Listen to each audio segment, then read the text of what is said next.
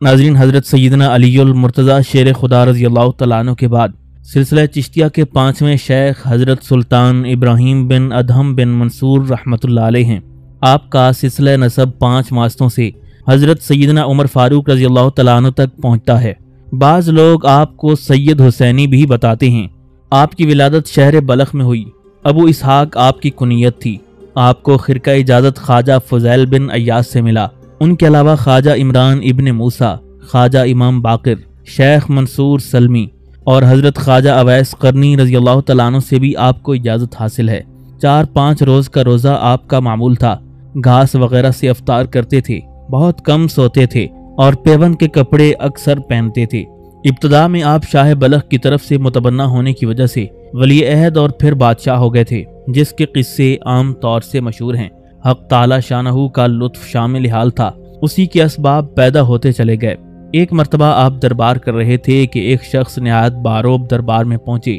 उनके रोब की वजह से कोई शख्स उनसे ये दरियाफ्त न कर सका कि आप कौन हैं। जब करीब पहुंचे तो बादशाह ने दरियाफ्त किया कि आप कौन हैं। उन्होंने कहा कि मैं मुसाफिर हूँ, सराय तलाश करता हूँ। अमीर ने जवाब दिया, ये सराय नहीं महल है। मुसाफिर ने पूछा, आपसे पहले यहाँ कौन था? अमीर ने कहा, मुझसे पहले बादशाह। मुसाफिर ने पूछा, उनसे पहले? इसी तरह सवाल और जवाब पर मुसाफिर ने कहा। फिर आखिर मुसाफिर खाना हुआ या नहीं? इस गुफ्तगू का हज़रत इब्राहीम बिन अदहम पर बहुत असर हुआ और खुदा तलबी शुरू हुई। ऐसे ही इत्तिफाकन एक मर्तबा अपने बिस्तर शाही पर आराम फरमा रहे थे कि कमरे की छत पर किसी चलने वाले के कदमों की आहट मालूम हुई। आपने पूछा, कौन है? उसने जवाब दिया, कोई गैर आदमी नहीं, मैं ऊँट की तलाश के लिए बाला खाने पर चला आया था।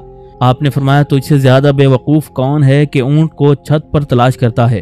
उसने जवाब दिया, वो शख्स मुझसे भी ज्यादा बेवकूफ़ है कि तख्ते शाही पर खुदा तलबी करता हो। इसके बाद जज्बे हकीकी की इब्तदा हुई और आपने अचानक तख्ते शाही को छोड़कर सहरा नोर्दी इख्तियार फरमाई और एक पहाड़ में जाकर सकूनत इख्तियार की।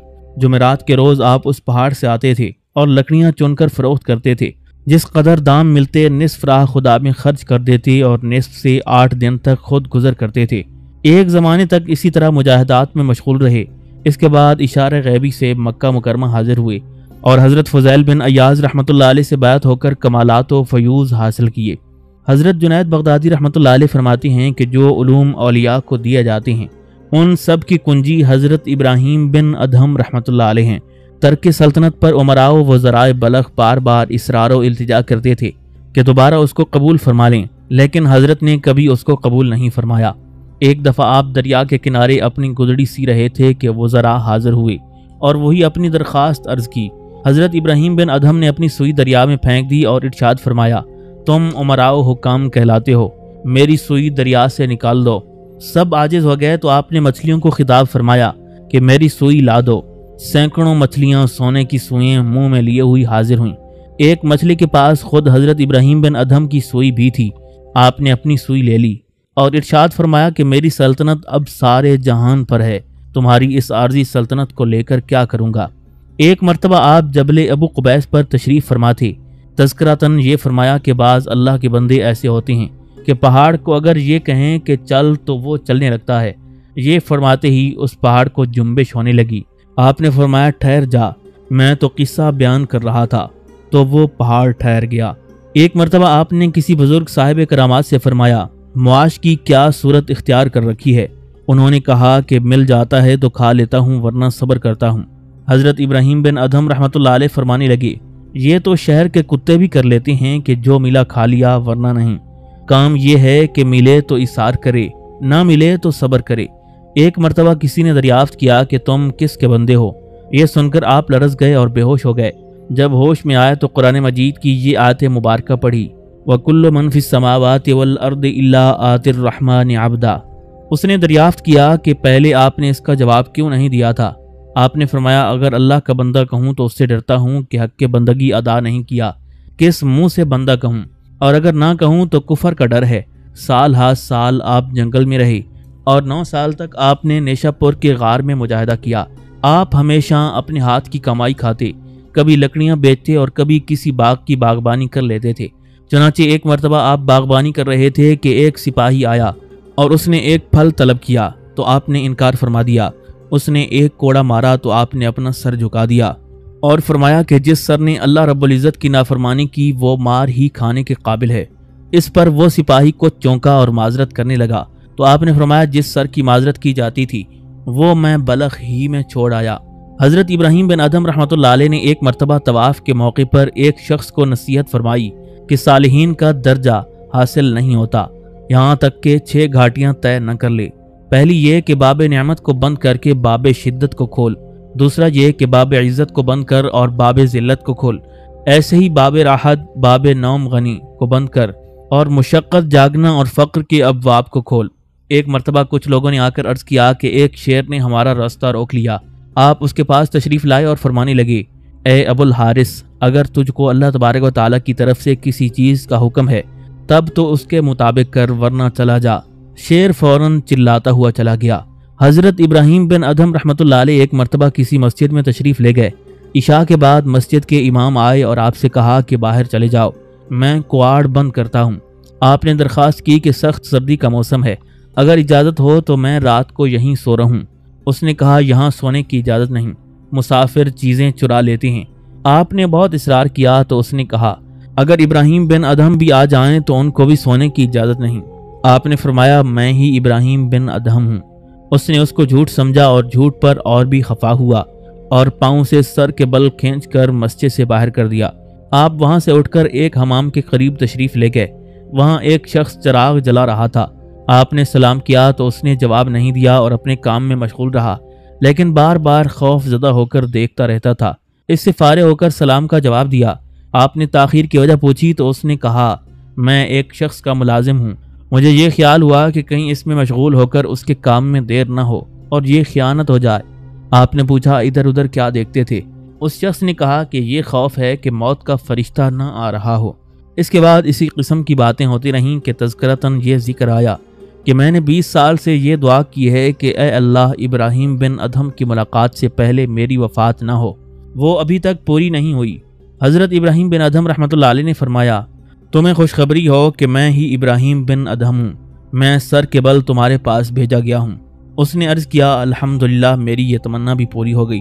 اس نے آپ سے معانقہ وغیرہ کیا اور پھر کہا یا اللہ میری یہ تمنا بھی پوری ہو گئی، اب کوئی تمنا باقی نہیں رہی، اب اپنا وصل عطا فرما۔ اللہ تعالیٰ نے اس کی یہ دعا بھی قبول فرما لی اور وہ فوراً فوت ہو گئے۔ ایک مرتبہ حضرت ابراہیم بن ادھم رحمۃ اللہ علیہ سے لوگوں نے پوچھا کیا وجہ ہے کہ جب ہم اللہ تعالیٰ سے دعا مانگتے ہیں تو وہ قبول نہیں ہوتی؟ فرمانے لگے تم اللہ کو جانتے ہو مگر اس کی بندگی نہیں کرتے، اس کے رسول اور قرآن کو پہچانتے ہو مگر اطاعت نہیں کرتے، اور اس کی نعمتیں کھاتے ہو مگر شکر نہیں کرتے، اور جنت ملنے کا اور دوزخ سے بچنے کا سامان نہیں کرتے۔ تم شیطان کو جانتے ہو مگر اس سے عداوت نہیں کرتے، تم جانتے ہو کہ موت آنے والی ہے مگر اس کی فکر نہیں کرتے، ماں باپ کو قبر میں دفن کرتے ہو مگر عبرت حاصل نہیں کرتے، اور جانتے ہو کہ ہمارے عیب موجود ہیں پھر بھی دوسروں کے عیب تلاش کرتے ہو۔ بھلا ایسی صورت میں دعا کہاں قبول ہو سکتی ہے؟ حضرت ابراہیم بن ادھم رحمۃ اللہ علیہ فرمایا کرتے تھے دنیا والوں نے دنیا میں راحت ڈھونڈی مگر انہیں راحت نہیں ملی۔ اگر انہیں اس سلطنت و حکومت کی خبر ہو جائے جو ہمارے قبضے میں ہے تو اس کے حاصل کرنے کے لیے وہ تلواروں سے لڑیں۔ ایک مرتبہ کسی شخص نے آپ کی خدمت میں 10,000 درہم بھیجے۔ آپ نے قبول کرنے سے صاف انکار کر دیا اور فرمایا کیا تو یہ چاہتا ہے کہ میں یہ دراہم لے کر فقیروں کے دفتر سے اپنا نام کٹوا دوں؟ ایسا ہرگز نہیں کروں گا۔ ایک مرتبہ ایک شرابی پر آپ کا گزر ہوا جو راستے میں بے ہوش پڑا تھا اور جھاگ اس کے منہ سے نکل رہی تھی۔ آپ نے اس کی زبان دھوئی اور فرمایا کہ یہ زبان اللہ کا ذکر کرتی ہے اور اس کو یہ آفت پہنچی۔ اس شخص کو جب ہوش آیا تو لوگوں نے یہ واقعہ اس کو بتایا۔ اس پر وہ شخص بڑا شرمندہ ہوا اور توبہ کی کہ آئندہ شراب نہیں پیوں گا۔ اس واقعے کے بعد حضرت ابراہیم بن ادھم رحمۃ اللہ علیہ نے خواب میں دیکھا کوئی شخص کہہ رہا ہے کہ تو نے ہماری وجہ سے اس کی زبان پاک کی، ہم نے تمہاری وجہ سے اس کا دل پاک صاف کر دیا۔ ایک شخص نے درخواست کی کہ آپ کسی وقت تشریف رکھا کریں تو ہم آپ کی خدمت میں حاضر ہو جایا کریں تاکہ کچھ ارشادات سن لیں۔ آپ فرمانے لگے مجھے یہ 4 کام اس وقت درپیش ہیں، ان میں مشغول ہوں جب ان سے فراغت ہو جائے گی جب ایسا ہو جائے گا۔ اول یہ کہ جب ازل میں عہد لیا گیا تھا تو اللہ تبارک و تعالیٰ نے ایک فریق کے متعلق فرمایا تھا کہ یہ جنتی ہے اور دوسرے فریق کے متعلق فرمایا تھا کہ یہ دوزخی ہے۔ مجھے ہر وقت یہ فکر رہتی ہے کہ نہ معلوم میں کس فریق سے ہوں۔ جب بچہ ماں کے پیٹ میں بننا شروع ہوتا ہے تو اس وقت ایک فرشتہ اللہ تعالیٰ سے پوچھتا ہے کہ اس کو سعید لکھوں یا بدبخت۔ مجھے ہر وقت یہ فکر رہتی ہے کہ نہ معلوم مجھے کیا لکھا گیا ہوگا۔ جب فرشتہ آدمی کی روح قبض کرتا ہے تو یہ پوچھتا ہے کہ اس روح کو مسلمانوں کی روح میں رکھوں یا کافروں کی۔ نہ معلوم میرے متعلق اس فرشتے کو کیا جواب ملے گا۔ قیامت میں حکم ہوگا وَامْتَازُوا الْيَوْمَ أَيُّهَا الْمُجْرِمُونَ، یعنی آج مجرم لوگ فرما برداروں سے الگ ہو جائیں۔ مجھے یہ فکر رہتی ہے کہ نہ معلوم میرا شمار کس فریق میں سے ہوگا۔ آپ فرمایا کرتے تھے کہ ترازو میں سب سے زیادہ وزنی عمل قیامت کے دن وہ ہوگا جس کا کرنا دنیا میں سب سے زیادہ مشکل ہوگا۔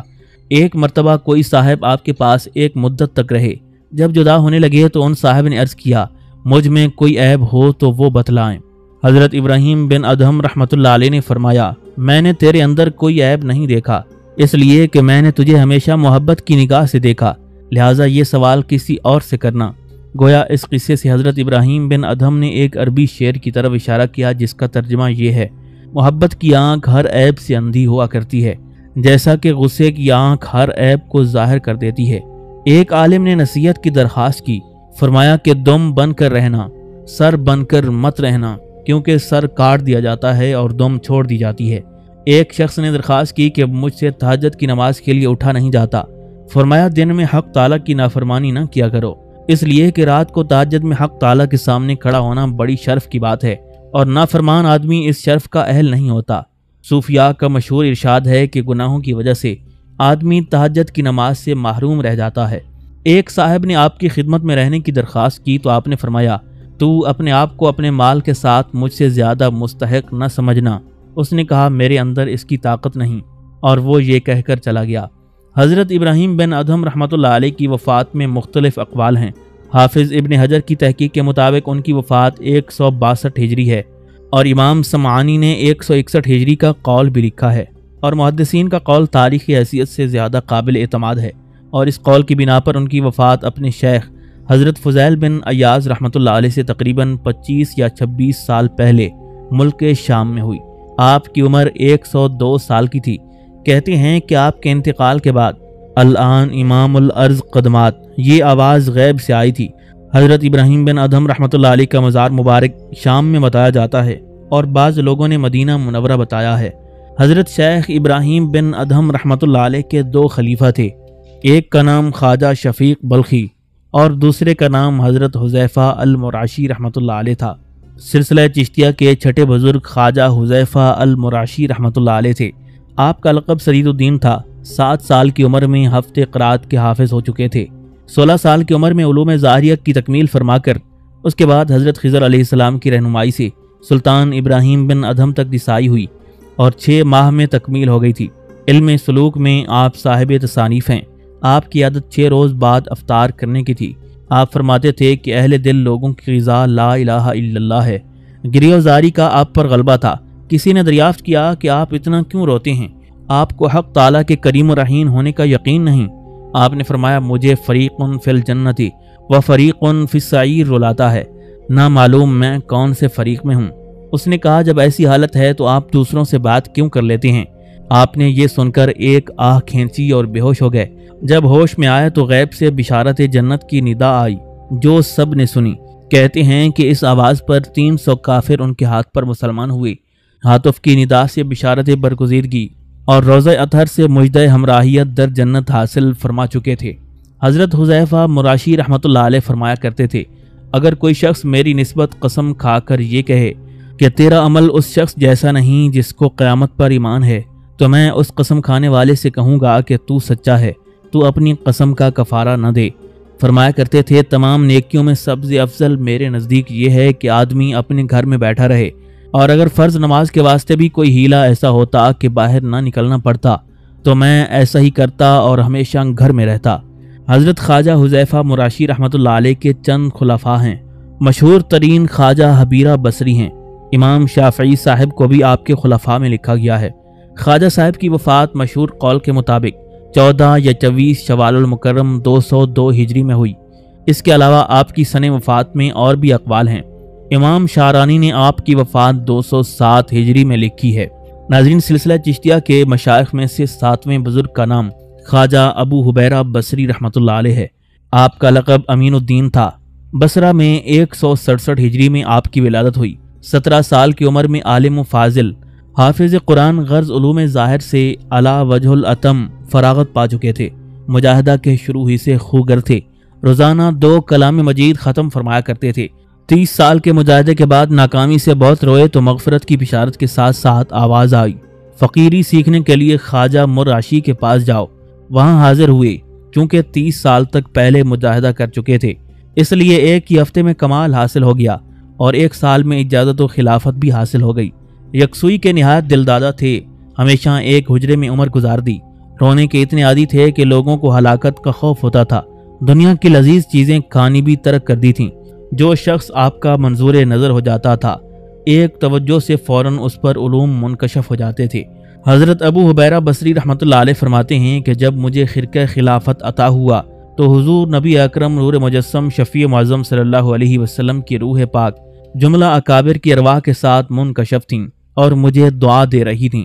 7 शवाल 287 हिजरी में आपने विसाल फरमाया। बाज़ तारीख दानों ने आपका विसाल 289 हिजरी भी तहरीर फरमाया है। बसरा में आपका मज़ार है। आपकी उम्र 120 साल हुई। आपके मज़ार से जिस कदर सलासिल चले वो सब हुबैरियाँ कहलाते हैं। आपके खुलाफा मुमकिन है और भी हूँ, मगर ख्वाजा ममशाद दिनोरी रहमतुल्लाह अलैह बहुत ज़्यादा मशहूर हैं। ख्वाजा ममशाद दिनोरी रहमतुल्लाह अलैह का लक़ब करीमुद्दीन मुनइम था। दिनोर हमदान और बगदाद के दरमियान एक शहर है, आप उसके रहने वाले थे। आपका लक़ब करीमुद्दीन मुनइम इस वजह से मशहूर था कि आप बहुत मालदार थे और ज़रूरतमंद लोगों की हाजतें बड़ी कसरत से पूरी फरमाया करते थे। फिर बाद में फ़क्र फ़ाका इख्तियार करके मक्का मुकरमा चले गए। रियाज़त व मुजाहिदे में कमाल था। हाफिज़ कुरान, उलूम ज़ाहरी व बातनी का इमाम थे। इब्ने जुला और उनके अकाबिर की सोबत से मुशर्रफ हुए। ख्वाजा हुबैरा के अलावा और भी चंद सिलसिलों में आपको इजाज़त हासिल थी।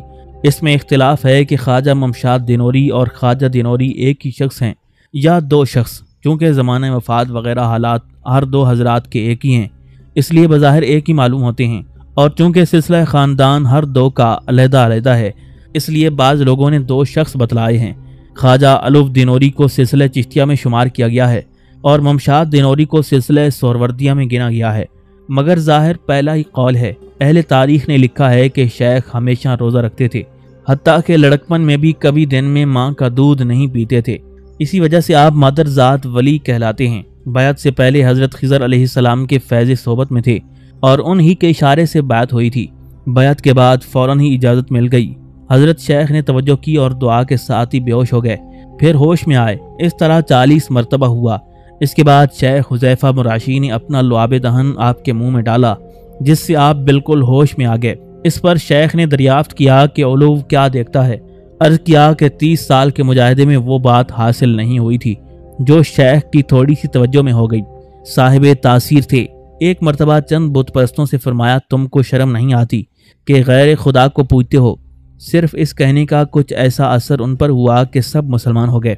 ख्वाजा ममशाद दिनोरी रहमतुल्लाह अलैह फरमाया करते थे, जो शख्स किसी बुजुर्ग की खिदमत में जाए और वहाँ पहुँचकर भी अपने आप को बड़ा समझता रहे तो उसको उन बुजुर्गों की बातों से और उनकी सोबत से कुछ हासिल नहीं होता। आप फरमाया करते थे कि अहले इस्लाह की सोबत में बैठने से दिल में सलाह पैदा होती है और अहले फसाद की सोबत में रहकर दिल में फसाद होता है। बेकार चीज़ों के छोड़ देने का नाम तसव्वुफ है और जिस चीज़ की तरफ नफ्स मुतवज्जे हो उसके तरक कर देने का नाम तवक्कल है। मैं उस वक्त तक किसी बुजुर्ग की खिदमत में नहीं गया जब तक कि अपने तमाम उलूम व हालात को मैंने छोड़ नहीं दिया, और जब अपने उलूम व हालात को तरक करके मैं किसी बुजुर्ग की खिदमत में हाजिर हुआ तो मुंतज़िर रहता उन बरक़ात का जो उसकी ज़ियारत और कलाम से हासिल होती। और ये इसलिए कि जब कोई शख्स किसी बुजुर्ग की खिदमत में अपने अहवाल व मारिफ को लेकर जाता है तो अपने उलूम की मशगूली की वजह से उनके फ़यूज़ से महरूम रहता है। आप फरमाया करते थे कि अगर तू अव्वलीन व आखिरीन की हिकमत जमा कर ले और औलिया व मुक़र्रबीन के अहवाल का दावा करे तो आरिफीन के दर्जे को उस वक्त तक नहीं पहुँचेगा जब तक कि तेरा बातिन अल्लाह के साथ सुकून हासिल न करने लगे और अल्लाह के वादों पर और जो तेरे लिए मुक़द्दर कर दिया गया है उस पर एतमाद न करने लगे। आप फरमाया करते थे, जिसका मुंतहा मकसद अल्लाह की ज़ात बन जाए उसको हवादिस नहीं घेर सकते।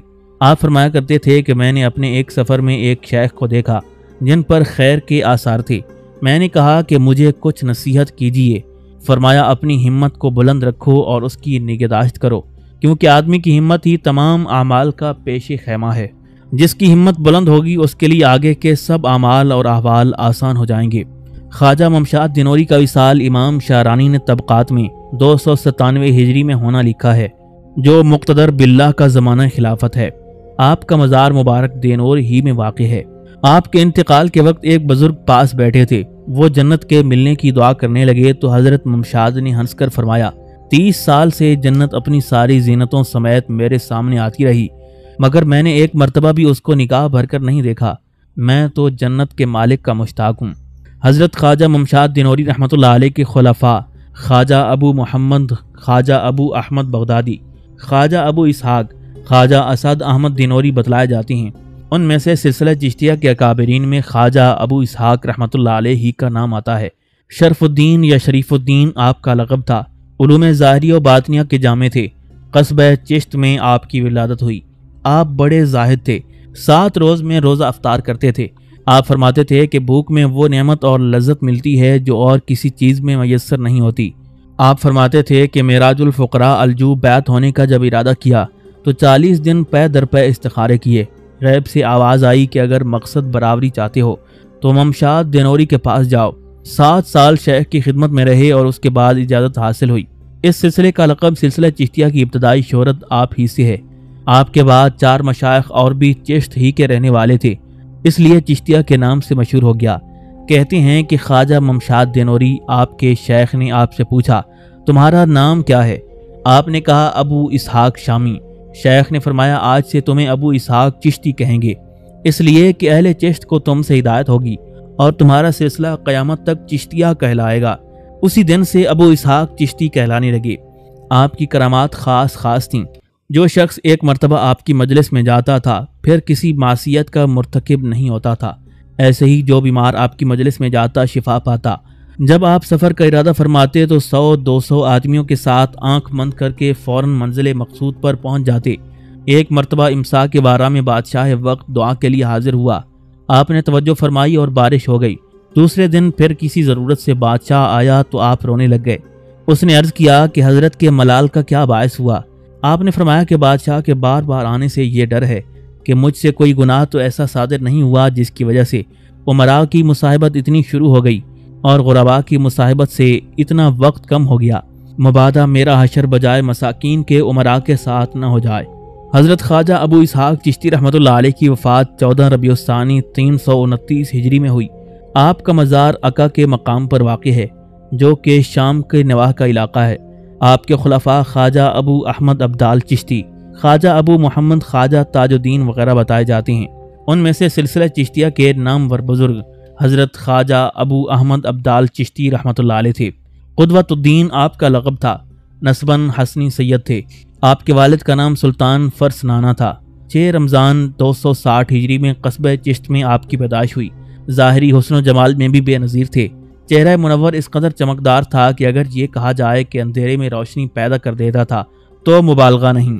حضرت خواجہ ابو اسحاق چشتی رحمۃ اللہ علیہ سلطان فرس نافع کے ہاں اکثر جایا کرتے تھے۔ ایک دن ان کی ہمشیرہ سے کہہ کر آئے کہ تمہارے ہاں ایک بھتیجا ہونے والا ہے، اپنی بھابھی کی نہایت احتیاط کیا کرو، کوئی مشتبہ لقمہ اس کے منہ میں نہ جانے پائے۔ چنانچہ آپ کی والدہ بھی بے حد حفاظت فرماتی تھیں۔ بالآخر 6 رمضان 260 ہجری میں آپ پیدا ہوئے۔ یہ دور خلیفہ معتصم باللہ کا دور تھا۔ 7 سال کی عمر میں آپ نے خواجہ ابو اسحاق کی خدمت میں حاضری دینی شروع کر دی تھی اور علوم ظاہریہ و باطنیہ دونوں حضرت خواجہ سے حاصل کرنے شروع کر دیے تھے۔ 16 سال کی عمر میں علوم ظاہریہ سے فارغ ہو کر شیخ ہی سے بیعت بھی ہو گئے تھے۔ بعض لوگوں نے کہا ہے کہ 13 سال کی عمر میں بیعت ہو گئے تھے۔ آپ ایک مرتبہ اپنے والد کے ساتھ شکار کو جا رہے تھے کہ اتفاقاً راستے میں ایک پہاڑ میں جا کر راستہ گم ہو گیا اور یہ تنہا رہ گئے۔ ہر چند کے راستہ وغیرہ تلاش کیا مگر نہ مل سکا۔ چلتے چلتے آپ ایک جگہ دیکھتے ہیں کہ ایک جگہ شاہ ابو اسحاق تشریف فرما ہیں اور 40 بزرگ ان کے حضور میں کھڑے ہیں۔ یہ دیکھ کر حضرت شیخ کے قدموں میں گر گئے اور ان کی ہمراہ چل گئے۔ بالآخر چند روز بعد معلوم ہوا کہ خواجہ ابو اسحاق شامی رحمۃ اللہ علیہ کے ساتھ فلاں پہاڑ پر موجود ہیں۔ بادشاہ نے آدمی بھیجے اور ہر چند سمجھایا کہ چلے آئیں، مگر وہاں چسکا ہی دوسرا پڑ گیا تھا، اس لیے اس گدائی کو ترجیح دے کر وہیں رہے۔ 8 سال سخت مجاہدہ کر کے خرقہ اجازت حاصل کیا۔ کہتے ہیں کہ آپ 30 سال تک بستر پر نہیں سوئے۔ جس شخص پر نظر ڈالتے تھے صاحب کرامت ہو جاتا تھا۔ آپ کے والد کے ہاں شراب خانہ تھا جس میں پرانی شرابیں رکھی تھیں۔ لڑکپن کے زمانے میں ایک مرتبہ آپ اس میں گئے اور اندر کی رنجیر لگا کر سب مٹکوں کو توڑنا شروع کر دیا۔ باپ کو اطلاع ہوئی تو اندر آنے کا راستہ نہیں تھا، اس لیے مکان کی چھت پر گیا اور نہایت غضبناک ہو کر منع شروع کیا، مگر آپ نہیں مانے۔ آخر ایک بڑا پتھر اٹھا کر مارا، مگر وہ بھی درمیان میں معلق ہو گیا، گرا نہیں۔ یہ قصہ دیکھ کر باپ کو سخت حیرت ہوئی اور بیٹے کے ہاتھ پر شراب سے توبہ کر لی۔ ایک مرتبہ آپ سفر میں تھے کہ اتفاقاً کسی ایسی جگہ گزر ہوا جہاں محض کفار کی آبادی تھی اور مسلمان کوئی قرب و جوار میں بھی نہیں تھا۔ ان کی عادت تھی کہ جب کوئی مسلمان ادھر کو جاتا اس کو نہایت مار پیٹ کر آگ میں جلا دیا کرتے تھے۔ اسی طرح شیخ کے ساتھ بھی یہی معاملہ پیش آیا، مگر رعب کی وجہ سے آگ میں ڈالنے کی ہمت نہ ہوئی۔ شیخ نے کہا تم فکر نہ کرو، میں خود ہی آگ میں گر جاؤں گا۔ یہ کہہ کر حضرت شیخ ابو احمد ابدال چشتی رحمۃ اللہ علیہ اپنا مسلح آگ پر ڈال کر خود چلے گئے۔ آپ کا وہاں پہنچنا تھا کہ آگ اچانک ٹھنڈی ہو گئی۔ یہ قصہ دیکھ کر سب متحیر ہوئے اور اس قدر عظمت و وقت شیخ کی ہوئی کہ دل و جان سے قربان ہونے لگے۔ پھر سینکڑوں افراد نے فوراً اسلام قبول کر لیا۔ حضرت خواجہ ابو احمد ابدال چشتی رحمۃ اللہ علیہ کی عادت ایک قرآن دن میں اور 2 قرآن مجید رات میں ختم کرنے کی تھی۔ آپ صاحب الاسرار تھے لیکن سر ظاہر نہیں فرماتے تھے۔ کہتے ہیں کہ آپ بالاتفاق اہل زمانہ قطب ابدال تھے، نذرانہ قبول نہیں فرماتے تھے، اچھے لباس یا اچھے کھانے سے بھی احتراز فرماتے تھے۔ آپ کی وفات 3 جمادی الاخر 355 ہجری میں ہوئی۔ آپ کا مزار مبارک چشت میں ہے۔ قطب العالمین آپ کی تاریخ وفات بتائی جاتی ہے۔ آپ کے خلفاء میں خواجہ ابو محمد اور خواجہ خدا بندہ ہیں۔ حضرت خواجہ ابو محمد کا لقب ولی الدین یا ناصر الدین تھا، مادرزاد ولی تھے۔ کہا جاتا ہے کہ حمل کے زمانے میں والدہ کے پیٹ سے ذکر اللہ کی آواز آتی تھی۔ آپ نسباً حسنی سید تھے۔ آپ کی ولادت محرم الحرام 331 ہجری میں ہوئی۔ پیدا ہونے کے وقت آپ نے 7 مرتبہ کلمہ پڑھا۔ ایام رضاعت میں آپ ذکر میں مشغول رہتے تھے۔ 5 وقت آنکھیں آسمان کی طرف اٹھا کر ان گنت کلمہ پڑھتے تھے۔ جو شخص آزمانے آتا وہی مسلمان ہو جاتا۔ اپنے والد خواجہ ابو احمد سے خرقہ خلافت پایا۔ 7 سال کی عمر میں بیعت ہوئی اور 12 سال کی عمر تک ایک حجرے میں تنہا رہے اور روزانہ روزہ دار رہتے تھے۔ مجاہدہ بہت کرتے تھے۔ ایک مرتبہ دریا کے کنارے پر اپنی گدڑی میں پیون وغیرہ لگا رہے تھے کہ بادشاہ آیا اور اس نے ایک تھیلی دیناروں کی دی۔ آپ نے انکار فرما دیا۔ اس نے انکار کیا تو انہوں نے فرمایا ہمارے بڑوں کا یہ طریقہ نہیں، اس لیے میں نہیں لیتا۔ اس نے بے حد اصرار کیا۔ جب اس نے بہت مجبور کیا تو شیخ نے دریا کی طرف منہ پھیرا۔ دریا سے سینکڑوں مچھلیاں منہ میں دینار لیے ہوئے کنارے پر آئیں۔ شیخ نے فرمایا کہ جس شخص کے پاس اس قدر خزانہ غیبیہ موجود ہو وہ تمہاری تھیلی کی کیا قدر کرے۔ حضرت خواجہ ابو محمد کی ہمشیرہ بھی نہایت بزرگ متقیہ تھیں، ہر وقت یاد الہی میں مشغول رہتی تھیں، جس کی وجہ سے نکاح کی بھی رغبت نہیں ہوتی تھی۔ ایک مرتبہ خواجہ ابو محمد ان کے پاس آئے اور فرمایا ہمشیرہ تمہارے پیٹ سے ایک لڑکے کا وجود جو ایک وقت میں قطب الاقطاب ہونے والا ہے مقدر ہو چکا ہے اور وہ بلا نکاح ممکن نہیں، اس لیے تم نکاح کر لو۔ انہوں نے اس وجہ سے کہ باعث مشغولی ہوگا قبول نہ فرمایا، حتیٰ کہ چند روز بعد اپنے والد کو خواب میں دیکھا کہ اسی قسم کا مضمون ارشاد فرمایا اور محمد سمان جن سے نکاح کرنا تجویز تھا ان کو بھی بتایا۔ یہ مضمون خواجہ ابو محمد نے بھی دیکھا۔ بالآخر صبح کو سید محمد سمان کو بلا کر نکاح پڑھوا دیا۔ ان سے خواجہ ابو یوسف جو شیخ کے خلیفہ ہیں وہ پیدا ہوئے۔ 70 سال کی عمر میں اشارہ غیبی سمجھ کر محمود غزنوی کے ساتھ سومنات کے جہاد میں شریک ہوئے اور اپنے چند خدام کو ساتھ لے کر خود میدان کارزار میں پہنچے۔ شیخ کی وفات 4 ربیع الاول یا شروع رجب 411 ہجری میں ہوئی۔ آپ کی پوری عمر 80 سال کی ہوئی۔ امام برحق آپ کی تاریخ وفات ہے اور چشت میں آپ کا مزار واقع ہے۔ آپ کے 3 خلفاء تھے، خواجہ ابو یوسف، خواجہ محمد اور خواجہ استاد مروان۔ خواجہ سید ابو یوسف بن سمان الحسینی الچشتی رحمۃ اللہ علیہ کا نسب 13 واسطوں سے حضرت امام حسین علیہ السلام تک پہنچتا ہے۔ چشت ہی میں آپ کی ولادت ہوئی۔ ناصر الدین آپ کا لقب تھا۔ خرقہ اجازت اپنے ماموں خواجہ ابو محمد چشتی سے پہنا۔ ایک مرتبہ شیخ اپنے ہمراہیوں کے ساتھ گرمی کے موسم میں تشریف لے جا رہے تھے کہ سخت گرمی کے وقت رفقا کو پیاس لگی، پانی کہیں نہیں تھا۔ شیخ نے اپنی لاٹھی ایک پتھر پر ماری، اس سے فوراً چشمہ ابلنے لگا، جس سے شیخ نے اول خود نوش فرمایا، بعد میں رفقا نے۔ حضرت حافظ قرآن نہیں تھے، اس وجہ سے آپ کی طبیعت بے چین ہوتی تھی اور اس کا قلق ہوتا تھا۔ ایک مرتبہ بہت رنج ہوا تو عالم واقعہ میں اپنے شیخ کو یہ فرماتے ہوئے دیکھا، 100 مرتبہ سورہ فاتحہ پڑھو، اس قلق سے خلاصی پاؤ گے۔ 100 مرتبہ پڑھنا تھا کہ تمام قرآن مجید حفظ ہو گیا۔ اس کے بعد سے 5 ختم روزانہ کیا کرتے تھے۔ بعض مورخین نے لکھا ہے کہ حضرت شیخ کی خدمت میں جو شخص 3 دن رہتا تھا صاحب کرامت ہو جاتا تھا۔ شیخ ایک مرتبہ سفر میں تشریف لے جا رہے تھے کہ راستے میں ایک جگہ گنگ نام پہنچے۔ وہاں ایک درویش رہتے تھے، ان کے مہمان رہے۔ رات کو ان کی لڑکی نے خواب دیکھا کہ 14ویں رات کا چاند آسمان سے آیا اور آ کر میری گود میں اتر آیا۔ صبح کو والد سے خواب کہا۔ وہ حضرت شیخ سے تعبیر پوچھنے کے لیے حاضر ہوئے، قبل اس کے کہ وہ کچھ عرض کریں شیخ نے خود ہی خواب کا قصہ ذکر فرمایا اور تعبیر بھی بیان فرمائی۔ درویش نے اپنی صالحہ لڑکی کا نکاح شیخ سے کر دیا۔ ان سے حضرت خواجہ مودود چشتی رحمۃ اللہ علیہ پیدا ہوئے۔ آپ ایک مرتبہ عبادت میں کچھ کاہل ہو گئے تھے تو 20 سال تک پانی نہ پیا۔ مجاہدات میں آپ بھی اپنے بڑوں کے قدم بقدم تھے۔ مکان میں ایک چلہ خانہ بنا کر 12 سال تک اس میں چلہ کھینچا۔ ایک مرتبہ کہیں تشریف لے جا رہے تھے تو ایک مسجد پر گزر ہوا جو زیر تعمیر تھی۔ وہاں سب لوگ اس اشکال میں تھے کہ مسجد کی چھت کے لیے جو شہتیر لیا تھا وہ چھوٹا ہو گیا تھا، اس کی اصلاح کی کوئی صورت نہیں تھی۔ حضرت سے بھی کسی نے عرض کیا۔ آپ گھوڑے سے اترے اور مسجد کی چھت پر تشریف لے جا کر ایک جانب سے اس کو خود اٹھایا۔ اس جانب سے وہ مسجد سے 1 گز زیادہ ہو گیا۔ سب لوگ سخت حیرت میں رہ گئے۔ آپ کا وصال اکثر مورخین کے نزدیک 3 رجب 459 ہجری میں ہوا، حتیٰ کہ بعض لوگوں نے اس پر اہل تاریخ کا اتفاق لکھا ہے۔ آپ کا مزار مبارک چشت میں واقع ہے۔ آپ کی عمر شریف 84 سال بتائی جاتی ہے۔ جب آپ کی وفات قریب ہوئی تو آپ نے اپنے صاحبزادے خواجہ مودود چشتی رحمۃ اللہ علیہ کو اپنا قائم مقام فرما دیا۔ اس کے علاوہ خواجہ عبداللہ انصاری کا شمار بھی آپ کے خلفاء میں کیا گیا ہے۔ حضرت خواجہ مودود چشتی رحمۃ اللہ علیہ قطب الاقطاب اور قطب الدین آپ کا لقب تھا۔ شمع صوفیاں اور چراغ چشتیاں وغیرہ خطابات سے مخاطب کیے جاتے تھے۔ آپ کی ولادت 430 ہجری میں ہوئی۔ آپ نسباً حسنی سید تھے۔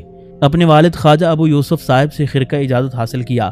7 سال کی عمر میں قرآن مجید حفظ کر چکے تھے اور 16 سال کی عمر میں تحصیل علوم ظاہریہ فرما چکے تھے۔ 29 سال کی عمر میں والد نے انتقال فرمایا اور آپ کو اپنی جگہ بٹھایا۔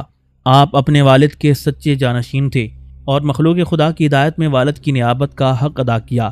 چنانچہ کہتے ہیں کہ 10,000 خلفاء آپ کے تھے اور مریدین کی تو کوئی انتہائی نہیں۔ آپ کو طی الارض بھی حاصل تھا، چنانچہ جب طواف کو دل چاہتا تھا ہوا کے ذریعے سے مکہ مکرمہ پہنچ جاتے تھے۔ خواجہ صاحب فقراء کے ساتھ زیادہ محبت رکھتے تھے، لباس بھی عمدہ نہیں پہنتے تھے۔ کمال تواضع اور مسکنت کے سبب ہر شخص کو خود سلام کرتے تھے اور ہر شخص کی تعظیم کے لیے کھڑے ہو جایا کرتے تھے۔ کشف قلوب اور کشف قبور آپ کو حاصل تھا۔ ایک مرتبہ کوئی شہزادہ آپ کی خدمت میں حاضر ہوا اور تبرک کی درخواست کی۔ آپ نے انکار فرما دیا۔ وہ چند مخلصین کو سفارشی لایا۔ ان کی سفارش پر آپ نے ایک ٹوپی مرحمت فرمائی، لیکن یہ فرمایا کہ اس کی رعایت رکھنا ورنہ پشیمان ہوگے۔ وہ وہاں جا کر اپنے لاہو و لعب میں مشغول ہو گیا۔ شیخ کو معلوم ہوا تو آپ نے فرمایا، کیا ٹوپی نے اپنا کام نہیں کیا؟ کچھ ہی دن گزرے کہ اس کو کسی جرم میں گرفتار کیا گیا اور آنکھیں نکلوا دی گئیں۔ خواجہ موصوف کے خلفاء 10,000 تک بتائے جاتی ہیں۔ ان کا احاطہ ناممکن ہے، البتہ تبرکاً مشاہیر پر اکتفا کیا جاتا ہے۔ خواجہ ابو احمد، خواجہ شریف زندنی، خواجہ سبحان، شیخ ابو نصیر شکیبان، شیخ حسن تبتی، شیخ احمد بدرون، خواجہ سبز پوش، شیخ عثمان، خواجہ ابو الحسن وغیرہ۔ ان میں سے سلسلہ چشتیہ کے متوسل خواجہ شریف زندنی ہیں۔ خواجہ مودود چشتی کی وفات شروع رجب 537 ہجری میں ہوئی۔ آپ 97 سال کی عمر میں فوت ہوئی۔ آپ کی نماز جنازہ رجال الغیب نے پڑھی۔ اس کے بعد عام آدمیوں نے۔ نماز کے بعد جنازہ خود بخود اڑنے لگا۔ خواجہ صاحب کی اس کرامت سے بے شمار لوگوں نے اسلام قبول کیا۔ آپ کا مزار مبارک بھی چشت میں واقع ہے۔